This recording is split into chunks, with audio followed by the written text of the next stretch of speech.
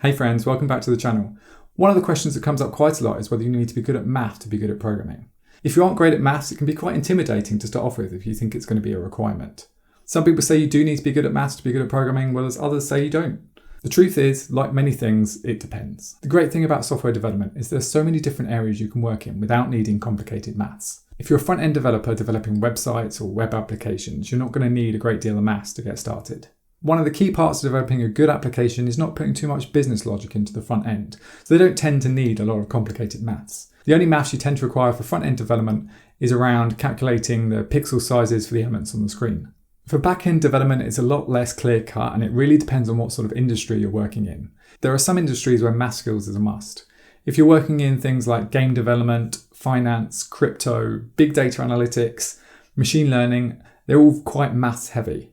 That doesn't mean you need to completely avoid those industries, but if maths isn't your strongest skill, then you need to be quite selective on what roles you take on. For example, if you're working on the back-end development of a finance-heavy application, it's going to need quite a lot of maths. But if you're working on the internal tooling, it doesn't really matter too much. There are so many manual processes that happen in a business, and the majority of what a developer is doing is taking those manual processes and automating them. It really is surprising how many businesses are still using things like emails and spreadsheets to manage their business critical processes. These things would be much better in a dedicated application. I would say a good 90% of professional programming is developing what we call CRUD applications. Now, CRUD stands for Create, Read, Update, and Delete. A CRUD application is any application where the main purpose is around creating, reading, updating, and deleting records. This applies to most applications when you think about it. For example, if you're adding a product to a website, you're going to need a way to add that product, which is creating it.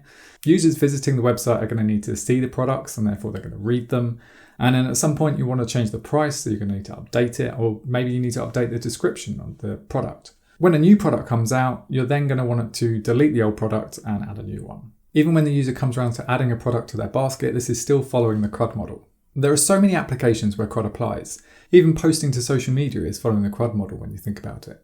Obviously, it depends on the application that you're building, but most CRUD applications don't require a lot of maths. It really is taking input from the user, storing it in a database, allowing them to read it, update it, and then delete it.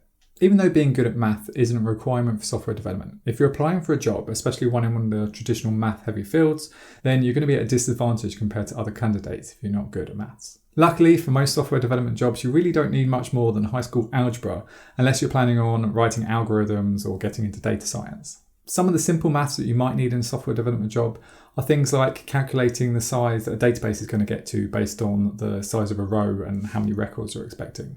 Or working out how many services you need to spin up to handle the load that you're expecting from the users. If you're worried that your poor math skills is going to let you down, you don't need to worry.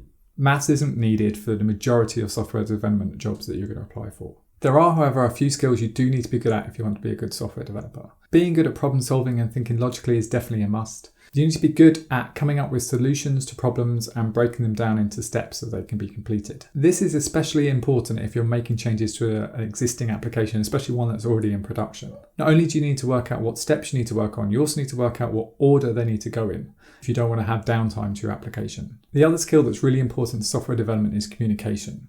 Yes, programming is mostly a solo endeavor, but there's a lot of communication that happens before and after you develop a new feature. New features need to be planned out first, which means talking to product managers, talking to engineers, and working out what needs to be done. Then all of that needs to be written up in enough detail in a story so that when developers come to work on it, they know what needs to be done. Once the story is written up, you usually have a session with the team to explain what the story is about, so when they come to work on it, they know what they need to do. Of course, when you actually come to write the code, one of the key things you need to do is to add comments. This isn't just for other people, this is also for you in 6 months' time when you haven't got a clue what you've written. Believe me, it happens. Finally, once all the code's been written and it's been code reviewed and it's ready for production, there's one task that everyone seems to forget, or at least they always put off, and that's writing documentation. This could include updating user guides, but most likely it's going to be updating technical documentation for the other developers on your team. They need to know what's been changed, as well as any new technologies you've added or any infrastructure you've had to put in. This is really important, especially when it comes to supporting the application, so that other developers know where they need to look and how something works. Even though maths isn't that important to a developer's job, there are two numbers that are critical to a computer. Luckily, that is something I'm covering in my next video about binary numbers and number bases. So make sure you hit subscribe and click the notification bell so you don't miss out. Thanks for watching, and I'll see you in the next video.